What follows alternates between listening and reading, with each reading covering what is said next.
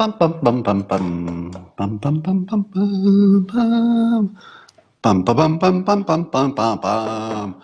Welcome to Coffee with Scott Adams. It's going to be lit today. Lit, I tell you. Do people still say that? It feels a little dated. Can somebody give me a more modern reference so I can pretend to be with it? Hey, everybody, take a seat. We're going to get into some fun stuff today. You know it. And it's going to be so good because we're going to start it with a little thing I call the simultaneous sip. Yes. If you'd like to play along, and I know you do, if you'd like to join in on the simultaneous sip, you don't need much. All you need is a cup or a mug or a glass, a stein, a chalice, a tankard, a thermos, a flask, a canteen, a grail, a goblet, a vessel of any kind. Fill it with your favorite liquid. I like coffee. Go.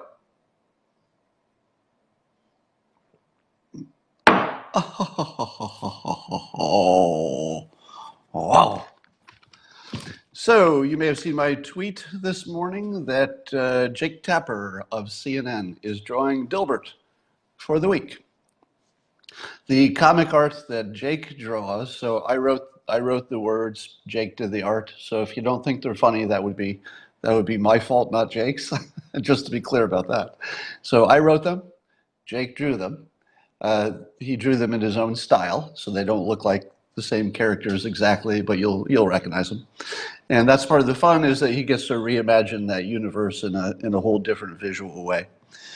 Now, I don't think, and the whole purpose of it is that they will be framed and then auctioned off. So you can get our signatures on both of them, and they will be framed. If you'd like to find out more about that, go to my pinned tweet, and you'll see a link over to Homes for Our Troops.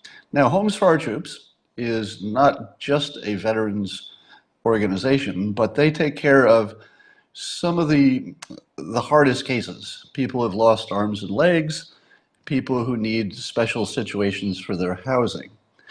And I'll tell you how I looked at this. Now, I can't speak for Jake, so I'll just speak for myself. But it's probably fair to assume that something like this is happening in his mind. But I can't speak for him. You know, one of the most basic sort of principles, is it a principle or a practice? You decide, of our American experience is that we don't leave warriors behind. All right? If you're in the military, and even if somebody goes down, if they're dead or they're wounded, we don't leave. We don't leave. It's like one of the most basic principles that keeps our country so safe. Because would you join the military and would you serve your country if you thought you would be left? If you thought there was even a chance? If you thought there was any chance you would be left behind, would you serve? Well, some would, of course. But I got to think that as part of the glue that holds civilization together is that if you do this stuff for the benefit of the country, we will make you one promise: we won't leave you there. That's it. It's like the primary promise. And so these warriors who are coming home badly wounded, it doesn't seem like they're all the way home.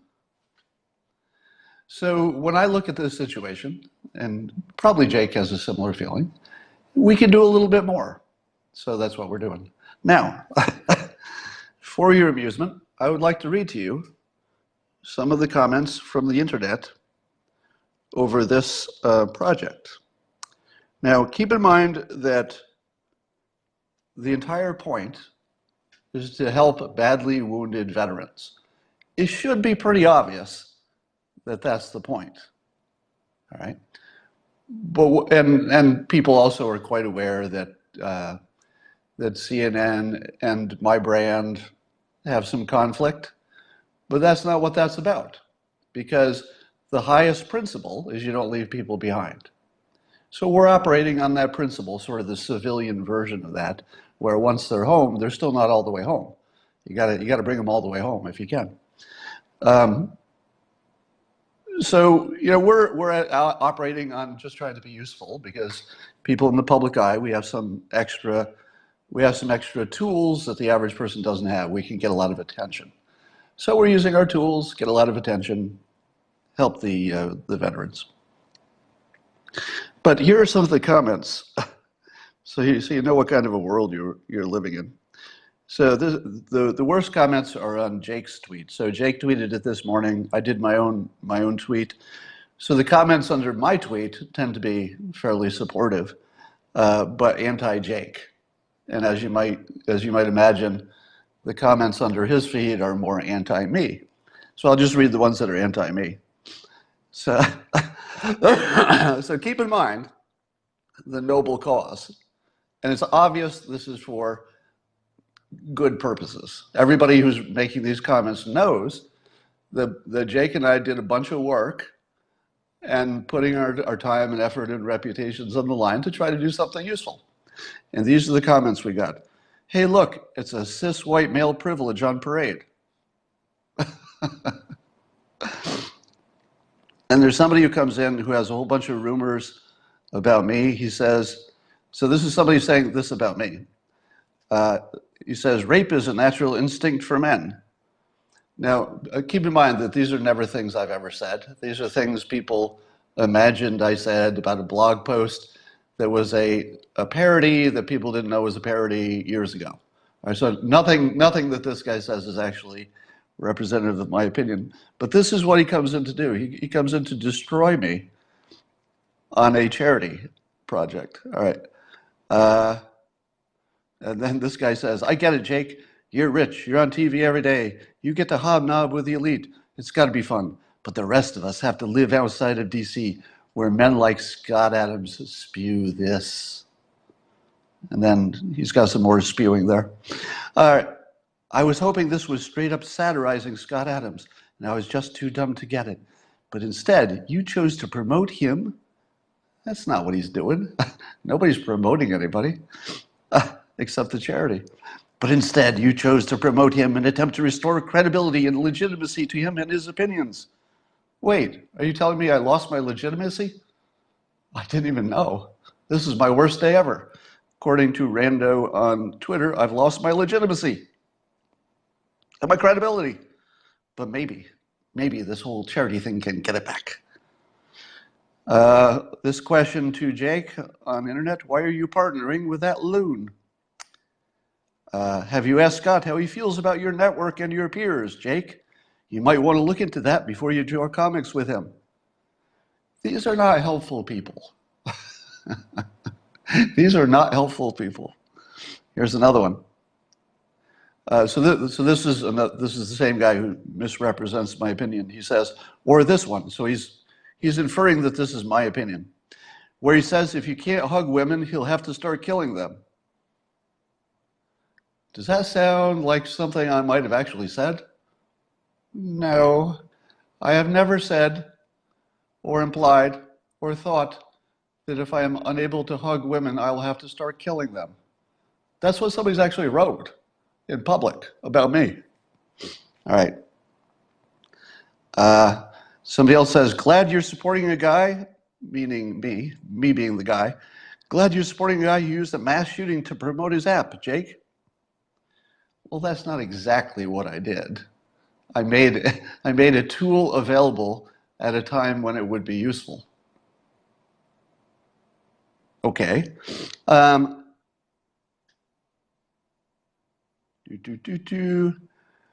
cause is admirable. Your choice of partners is highly unfortunate. Very disappointed. Unsmiley face. Then somebody else came in, one of my followers, and said, you're disappointed two friends came together for a good cause? You're the hater. You're the problem. Somebody else says, I like it, but working with Scott Adams strikes me as questionable. Not a good look. Let's see. Oh, a few people saying positive thing. Somebody saying it's a very good comic. Oh, it looks like most of the bad people went away. Somebody else says, this guy is Trumpy. Why do you give him any publicity? All right. Gross. Oh, man. So, apparently there's no such thing as doing a good thing in public anymore because there are very broken people out there who are not veterans, uh, who are happy to criticize anybody trying to do anything positive. But I will die on this following hill that when it comes to the veterans, all the political stuff has to go away, right? All the political stuff has to go away. Now, I'm going to further blow your mind by saying some good things about Jake Tapper, which are true. These are all true, good things. I talk about talent stacks a lot, and how if you pile together a variety of talents that work well together, you become extraordinary, even if each of those individual talents is maybe not the best one in the whole world, but there are very few people who had to have that combination. Jake's, I believe his background is education. He's a historian, so he knows history. He's obviously great on TV. He's got the look.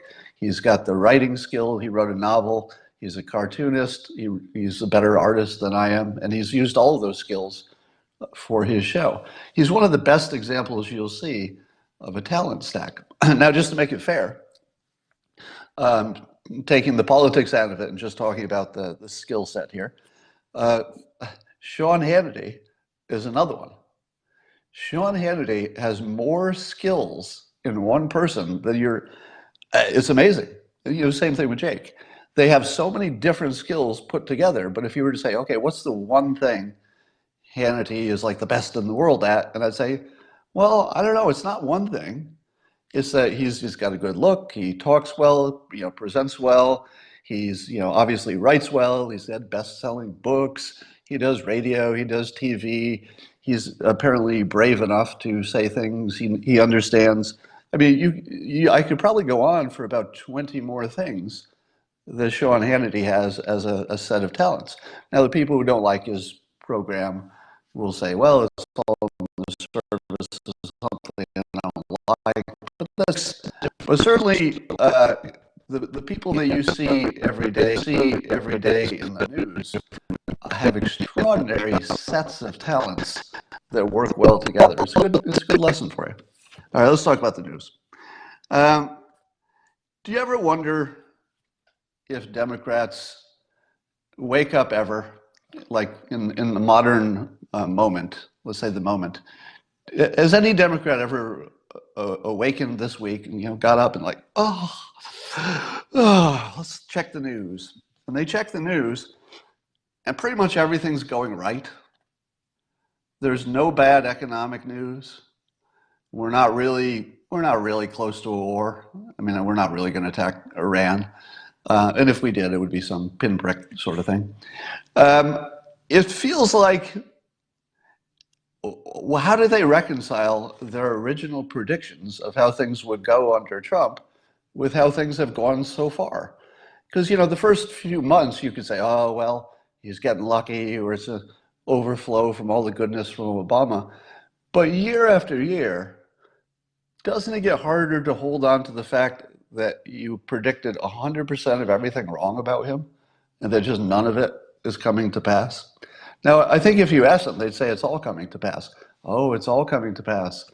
And they would have to work pretty hard to make that true. I think they'd say stuff like, income inequality got worse. I don't know. Does anybody even care about that anymore? When was the last time you saw a protest about income inequality? It's like it doesn't even matter anymore.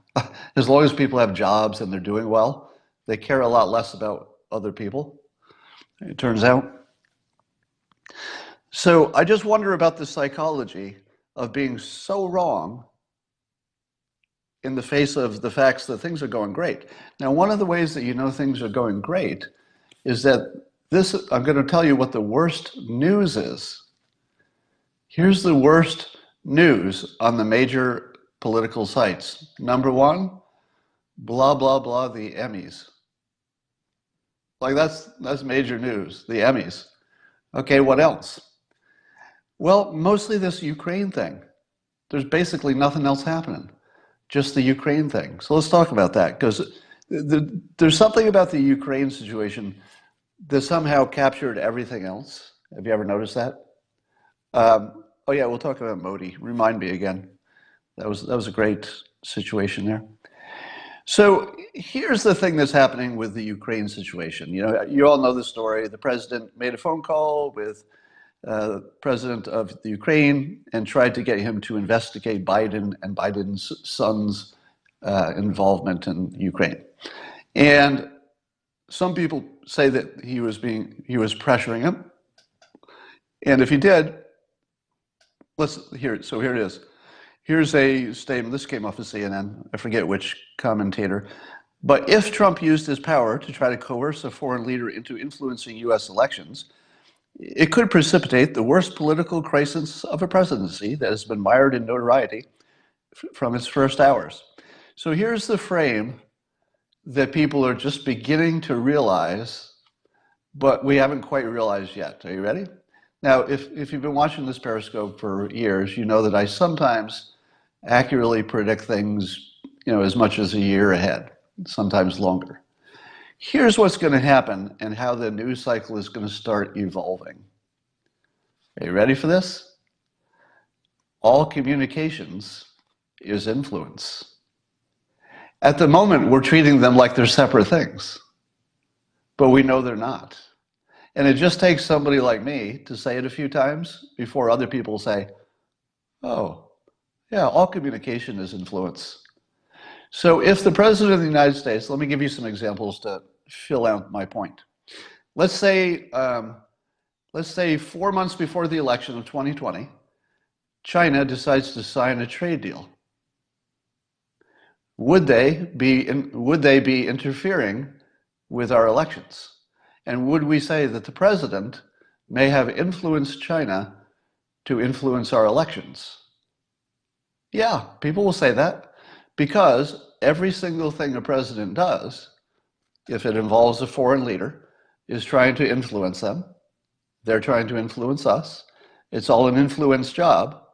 And you could use words like coerce, persuade, influence, cajole, deal.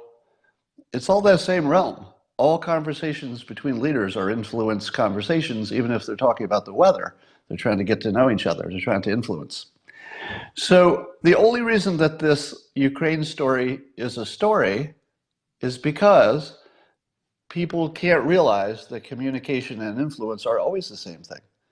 You can't do anything with another country on that level that isn't influence, and obviously influence. I'm not talking about some weird, academic way you could determine its influence. I mean, it's directly, obviously, observably a study of influence. As soon as we lose our childlike belief that communication can happen separate from influence at this level, here I'm just talking about world leaders doing world leaderly things. As soon as we lose that simple childlike view that some of it is influence and some of it is not, because it's all influence. Every single word, every gesture, the clothes they wear, the places they meet, every single part of every interaction is designed intentionally for its influence on the world.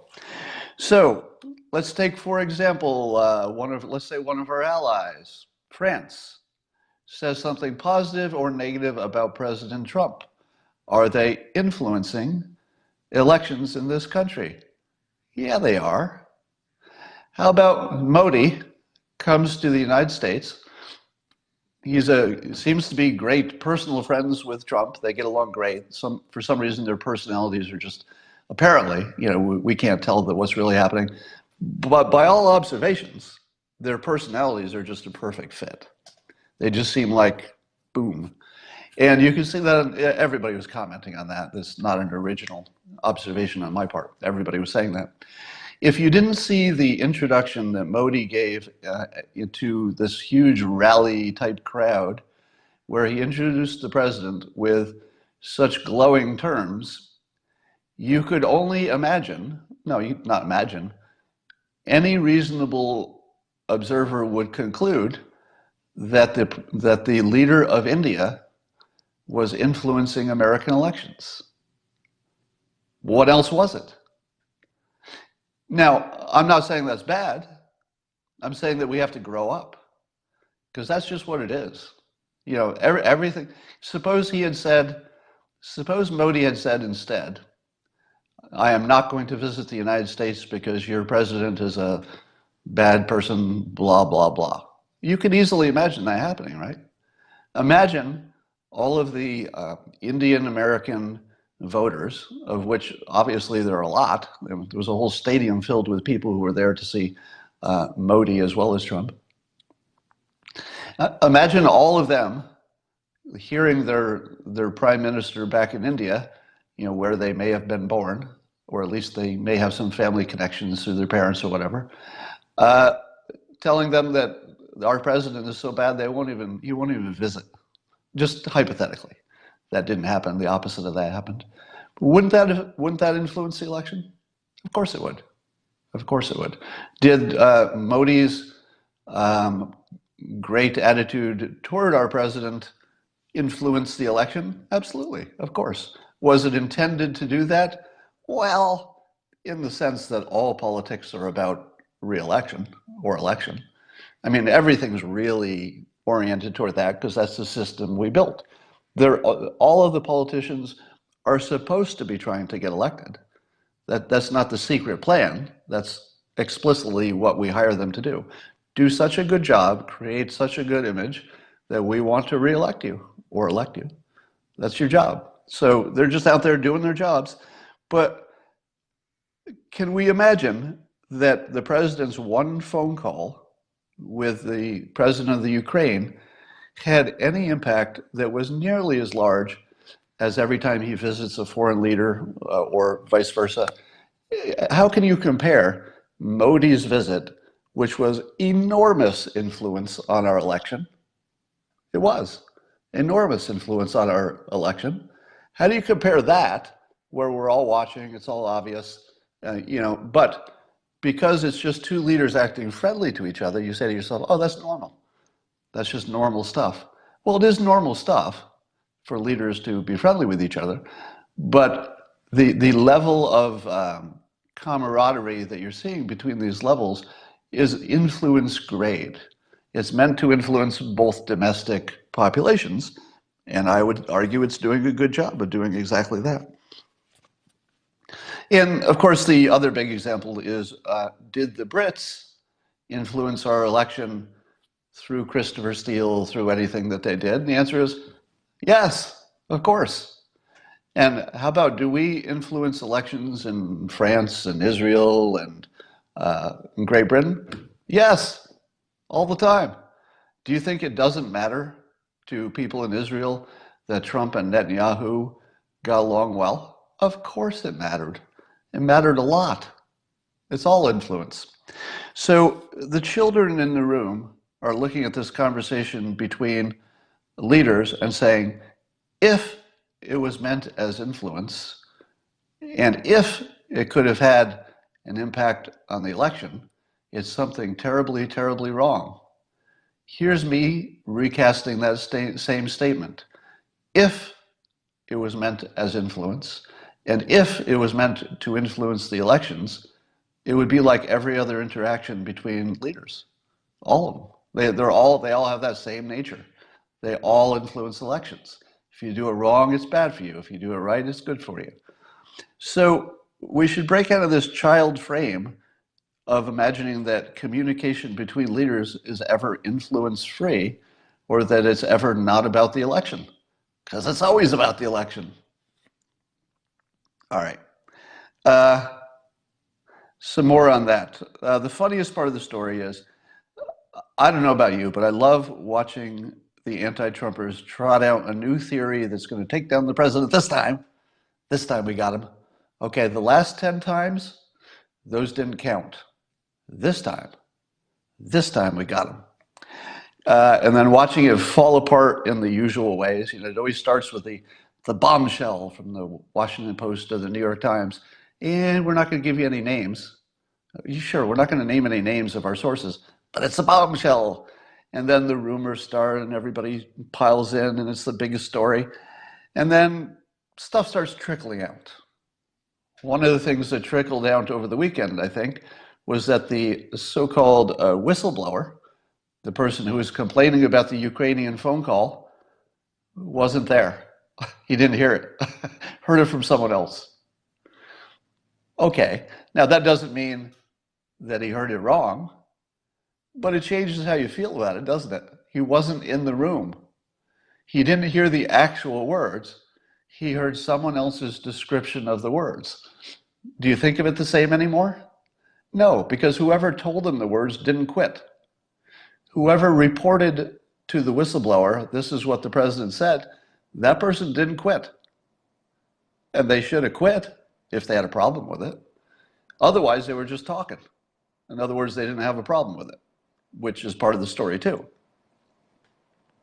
So they bring out Carl Bernstein. This is CNN. They bring out Carl Bernstein to compare it to Watergate. Now, Elizabeth Kubler-Ross, many years ago, developed the 7 phases of acceptance for death. You know, if somebody dies who's close to you, you go through the 7 levels of, or is it your own death? It's one of those. If your own death is approaching, there's the bargaining, and there's the denying, and there's, you go down the 7 levels of denial before you get to acceptance. And one of the 7 layers of whatever this is a terrible analogy, but as you watch conspiracy theories or charges against the president, whether it's Russia collusion or anything else, as you watch them disintegrate in front of you, they go through this predictable phase, stages of grief. Oh, thank you. In the comments, people are telling me I should have said stages of grief, Elizabeth Kubler-Ross. But one of the stages of grief for a charge against the president that's dying is you wheel out Carl Bernstein to say it's a lot like Watergate. I'm positive you don't bring that guy out unless you know your charge against the president is dying. So he's like the angel of death for an impeachable offense. So if somebody says, "Hey, President Trump made an impeachable defense," stage 1, anonymous sources. Stage 2, a little bit of softening of the story. It's like, well, the whistleblower didn't hear it, but he did talk to somebody who told him about it. Right, that's stage 2. Stage 3 is somebody pointing out that it wasn't illegal, even if all the reporting is accurate, which we've had. It's like, what's the difference if he did it? That's just a president talking to another leader. He can say anything he wants. It's legal. It's expected. It's normal. Right? At that point, it's obvious that there's no impeachable thing here. So the next stage of grief is you wheel out Carl Bernstein to say, "Wah, wah, Watergate, Watergate, wah, what are we talking about? Well, that thing. It's echoes of Watergate, Watergate, wah." And then they sort of wheel him out, say, "Okay, thanks, Carl. That's great." And then, of course, the stage of grief right after the Bernstein Watergate guy is, I think you know this, is the Mitt Romney stage, where they bring in Mitt Romney to show that there's even a Republican who is terribly worried about whatever this behavior is. So I think we've reached the Romney stage of grief, where Romney, and pretty much only Romney, thinks there's a big problem here. And then I think the stage after that would be, look over here.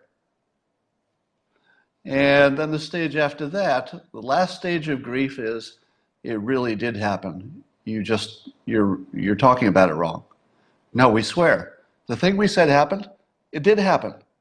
Yeah, I know all the facts say it didn't, but it really did. It happened anyway. So that's the phase we haven't gotten to yet, but we're getting there. All right, here's my question. There are two possibilities for this whole Hunter Biden thing and Ukraine. One possibility is that nothing was done wrong by anyone. Wouldn't you agree? I mean, that's a possibility. I don't know what the details are, and I could easily be convinced that maybe it looks bad, but nothing illegal happened. I could easily be convinced of that. I could also easily be convinced that there is something there. You know, I'm making a general statement. I'm not telling you what I think is likely or what I hope is likely. I'm just saying two possibilities. Either Hunter Biden did something terrible or Hunter Biden did nothing at all. And by the way, those same possibilities apply to you and me. Maybe I murdered somebody this morning. Maybe I didn't. Always two possibilities. And I ask you, under either of those conditions, wasn't it still a good idea for Trump to ask about it? Because you still need to know. You need to know which it is, don't you? And suppose Ukraine said, yeah, we'll look into that. Okay, we looked into it. Turns out it was just business as normal. Wouldn't you need to know that? But suppose it was the other way. Wouldn't you also need to know that? Because otherwise you might end up with Biden getting elected and being owned by Ukraine. Why isn't anybody saying that except me? If Biden got elected and we had not looked into this Ukraine, whatever business is going on, and honestly, I don't know what the hell's going on over there. I'm totally confused about the story. Everybody else is too, I think. But if Biden got elected, wouldn't we have to wonder if somebody had some stuff on him and it's over into Ukraine, which means Russia has it? Now that's a jump, right? But I'm assuming that Russia has figured out how to get into Ukraine's business, meaning in the spy sense. So I would think that if Ukraine had some good stuff on Biden, and I'm not saying they do, I think it's terribly unfair to assert that like it's true. We can only say that the question has been asked, but you know, you could ask me if I murdered somebody this morning. It doesn't mean I did. It just means you asked the question. So I don't like to throw a bunch of unearned guilt in the Biden direction, but we certainly needed to know. Now, you might ask yourself, why does the president have to ask that question? And oh, well, here's the other thing. Suppose that's not the reason that Trump is asking the question. It doesn't matter. It doesn't matter at all. Even if Trump's mind, the only reason he was asking is to win an election, so long as it was also perfectly within the scope of his duties, it's still fine. It would be like, what if the president boosted the economy so he could get reelected? Well, you wouldn't complain about that because that's his job, right? What if he protected us from terrorism and it was just to get elected? Well, that's okay. That's how the system works. He's supposed to work on getting elected, but part of that is just doing his job. And this was absolutely his job. So whether or not you believe that the reason he was doing his job was for his own personal interests, completely irrelevant. The system allows him to pursue his self-interest. He did it in front of lots of witnesses, so long as it's also his job. That's how it works. All right. So this is another one of those stories that's too complicated for the public to follow along, sort of like Russiagate. So it allows us to just retreat to our bias. Anytime you add complexity to a story, it just allows people to retreat to their team and say, well, my team was right. I don't know what's going on here, but my team is right. So that's what's happening. You're not seeing anybody who's got any kind of a reasoned opinion on any of this stuff. So I keep seeing stories about the youth of this country are having eco-anxiety. In other words, they're so worried about climate change that they're actually having mental health issues, like legitimate mental health issues. It's not a laughing matter. These are children being damaged by the games that adults are playing. And adults are, I say games because climate change is a sort of a political football. And in order for the adults to sell their version of climate change to other adults, it necessarily ends up scaring the kids to death. Maybe literally. I mean, if you scare enough kids, somebody's going to die because of it, at least one. It's a big country. And so Um, and so I saw a tweet from Mark Schneider, our one of our favorite nuclear energy advocates, and he pointed out that nuclear energy is actually the cure for eco-anxiety. And I thought about it, was like, well, that's actually true. If you were to actually accurately describe the risks of the new generations, the current and future generations of nuclear energy, and you were to tell children accurately, hey children, it's the safest technology we have for energy. Every other technology has killed more people. And here's the thing, no matter what happens with the planet, even the most aggressive estimates are that we'll be better off in the future, not worse. Kids don't understand that. When kids hear that the climate is going to heck, what they hear is that the world is going to go bad, that their experience of life will be worse than the ones before. Here's the thing. Even the climate experts are not saying that. The best estimate on economics is that over the next 80 years, the GDP will be 10% less than it could have been, but it will still be maybe 5 to 10 times better than it is now. So the number of people who will be poor in the future, no matter what the climate does, is going to go way down. The number of people who have a better life is probably going to continue going up, as it has through most of human history, and certainly modern history. So who is teaching the children that they're doomed? Bad teachers. Any teacher who understood the math of it, who understood the history of it, who understood that nuclear energy is just sitting there waiting to be used to solve the problem, it is. We already have the solution to climate change. We have it. Who's telling the kids that we already have the solution to it, and it's nuclear energy? All right. Now, obviously, there are government reasons and political opinion and or public opinion and all that. So there are things that need to be solved, but they're fairly minor compared to whatever the children are worrying about the fate of the planet. They will be better off almost in every situation. I'll bet there isn't one climate forecast that doesn't also have those same children better off in the future. They're just not as better off as maybe they could have been. That's the claim. That's their claim. That's not even me reinterpreting what they're saying or anything. That's their explicit, public, primary claim. The things will be a lot better, but they could have been even a little bit better.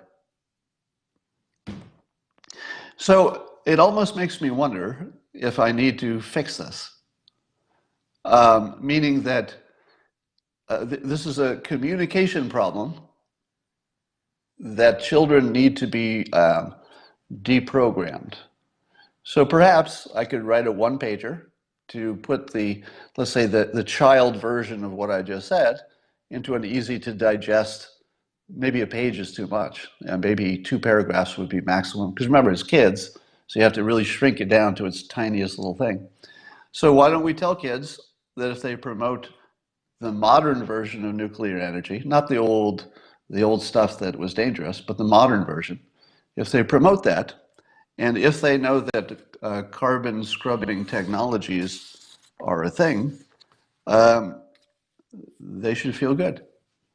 Because not only is our generation not destroying the world, our generation made the world a lot better. Don't you think? Would you agree that when I say our generation, I'm going to take my generation and every adult, from, let's say from 40 to infinity, over 40. Let's say the over 40 generation, which you would argue had the greatest influence on the way things are right now. I feel like the world is way better. If you look at the amount of poverty, way down. Isn't everything better than it was 40 years ago, 60 years ago? I think everything's better. And that's not going to change. And the kids need to know that. But here's the deal. Those kids are going to be the ones changing it. All right? We did our job. The greatest generation, that was the one before me, fought World War II, built this country into something amazing. I kind of think they did their job. I also feel like my generation did its job. I think we did our job. My generation was protesting the Vietnam War, and apparently that worked. We didn't do a good job with Iraq, but I'm not sure that was the public. That was more the government. So that's the good news. All right, I feel like I've jabbered enough. I'm jabbering all over the place. I would like to put in a plug for my book, Loser Think. Let me tell you some true facts. Before you decide when you're going to buy my book, Loser Think, and before you decide if you want the audiobook or the hard copy, let me tell you a few facts. In 2013, I published my book, Kind of Failed Almost Everything and Still Went Big. And I predicted at the time that people wouldn't understand when it was published how important it would be. Now, that was the book that introduced the idea of systems being better than goals, which I think you've observed has become a common public understanding since then. That all came from me. And then you've also heard the idea of the talent stacks. And that also came from me and that book.